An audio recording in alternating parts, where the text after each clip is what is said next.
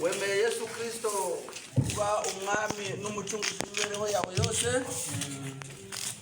Abantu baraguseka ngo ugize nabi, uremera gutukwa kubwa Yesu Kristo.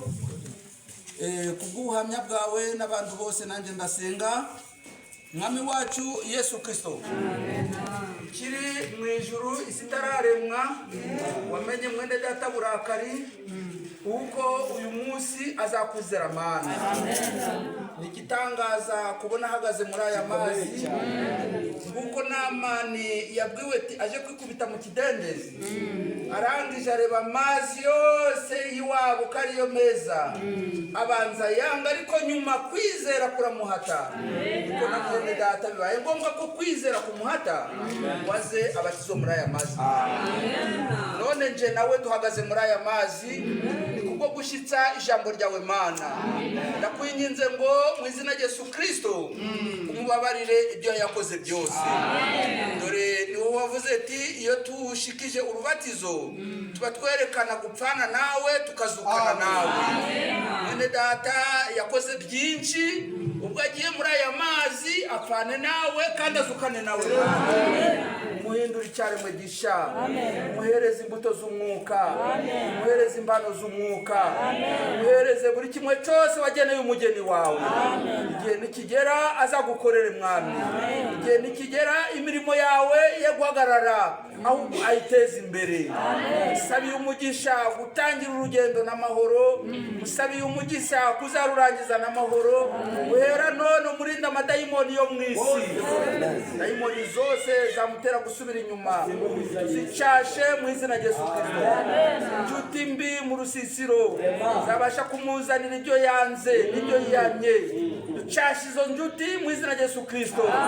Emera ko mwami Yesu nguko wabivuze ati iyo umuntu yakwizeye uzanaga abandi babyeyi, ukazana n'abandi bene se, ukazana n'izindi njuti.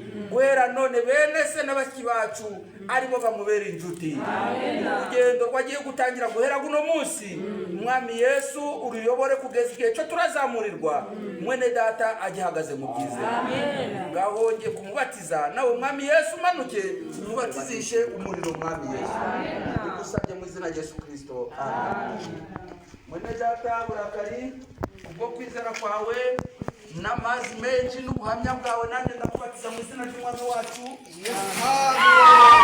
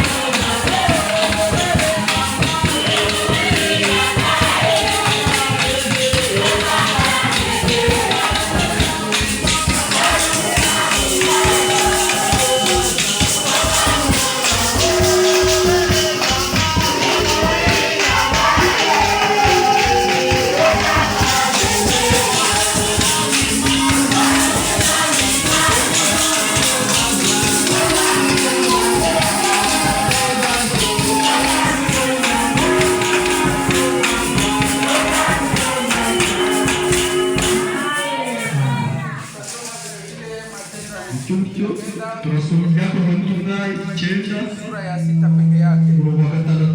Nitasoma mjina la Yesu Kristo. Na wakati Paulo alipokwisha kuweka mikono yake juu yao, Roho Mtakatifu akakuja juu yao, wakaanza kusema kwa lugha na kutabiri. Amina. Kama kuko mwingine mwenye alibatizwaka lakini hawakumwekaka mikono, naye anaweza kuja mbele za Mungu. Sababu kuna wenye wanabatizwaka kisha na hawatawalombea. Sisi tuna desturi ya wamitume kumaliza kubatiza mtu kumulombea Mungu atimize kila andiko. Tunataka kugira ngo Imana ishitse urunyandiko. Shaka ko dushitse urunyandiko. Imana ibaruye. Kama kuna mwenye anaweza nisikia naye kubatizwa, niba ari wao kwimba kubatizwa na hatuyachoka, kwa tutaitwa tena mu maji, tukita muzira mu mazi, tunamubatiza mu izina rya Yesu Kristo. Maandiko natuambia kujaye ndani tunamtukia ili sasa kwa ajili yetu ni yanyu na wenye wako mbali na wali kule na wote watakaoitwa na Bwana na wote wazaba na Bwana baada yake. Ahadi ya Bwana mkuliza ndio tunao batizwa mjina la Yesu Kristo. Kubatizwa kwa jina la Yesu Kristo. Hapana mjina la Baba, na jina la Tata, hapana mjina la Mwana, na jina la Mwana, hapana mjina la Roho. Kwa jina la Mungu wewe. Baba Kwa Tata na Mwana Mungu na Roho Mtakatifu. Mungu wewe. Haiko jina Halisi. Ile ni leo vya Mungu. Ndio ndio Imani. Mungu aliumba dunia. Imani ya Yesu. Pale ndio aliitwa Baba. Aloizwe Tata. Akaumba wanadamu. Alimuumba Akaumba nyama. Alimunyamaswa. Akaumba bahari. Alimunyanja. Akaumba miti. Alimuvitu. Akaumba vitu Alimunyose. Pale akapewa cheo cha Ahabichwa hiyo Tata. Yesu ndana jari. Kati alishuka mtumbo ya Maria. Ndiamanta mwana ya Maria. Akaitika kukuwa mwanadamu. Yema kumuntu. Mungu akaitika kuvala mwili. Imana yeme kwa mwana. Akazaliwa sawa mwana wa mtu. Akaba mtu sawa. Akatembea sawa mwanadamu. Ajena mtu. Akanyonya maziwa ya mwanamke. Yo kamerere mkore. Ili aweze kutukomboa mimi. Kugira gashwe kutuchumura nje nawe. Akapewa cheo cha utoto. Afatichwa chumgana. Akaishi na siye. Akatwara natwe. Anaonekana kama vile Melkisedeki alipoonekana. Agaragara kama Melkisedeki kuonekana Abrahamu. Anaguswa. Ukokaho. Kupapaswa. Ukoraho. Yesu Kristo. Umwana wa Yesu Kristo. Yambara umuntu. Akapata heshima. Abonichwa hivi. Chumgana. Yitwa wewe. Ije kwa nusa Pentecost. Aho w'Imana agaragarira amahanga yose. Nuko tutakiri babiri na tukiri batatu wese tubaye umwe binyuze mu izina ry'Umwami wacu Yesu Kristo. Twitwa abahungu n'abakobwa ba Yesu Kristo. Ni mpamvu mbere Data turasenga kugira mwene Data asihirishe kazi yake. Imana igaragaza umurimo yawe mu izina rya Yesu Kristo. Bwana wetu tena Mungu wetu. Ungelikuwa hapa wewe njoo ungeweka mikono juu ya ndugu. Kwanza saa hii ninamwombea uponyaji mjina la Yesu Kristo. Ametoka mumashi na demo zote za magonjwa zenye zilikuwa zinamuandama zikome mjina la Yesu. Amina. Kwanza saa hii utunze mishipa yake. Kwanza saa hii utunze matumbutumbu yake. Anapotoka ndani ya Yordani atoke amepona na magonjwa yote. Atoke amesamehewa na dhambi zake. Atoke amegeuka kiumbe kipya. Wote wenyewe watamtazama waone ule mtu wa leo anapata wokovu. Jina la Yesu Kristo. Anapoomba kama vile ulisikia ombi la Kornelio, naye vile vile ukuwe na kuwa karibu ya kuweza kumsikia. Naomba baraka Roho Mtakatifu ashuke juu yake, kwa sababu ndio ahadi yenyewe uliweza kutuahidia siku ya Pentekoste. Nami ninaomba nikiamini ya kwamba utaizirisha ndani ya nafsi yake, awe kiongozi wa kumwongoza maisha yake yote, na alevema itakapofanyika, iwe ni usiku iwe ni mchana, ndugu yetu tukutanie mu mawili. Matumaini haipatishe haya. Ndio maana tunakutumainia Bwana, shuka ufanye kazi yako. Naomba mjina la Yesu Kristo. Amen.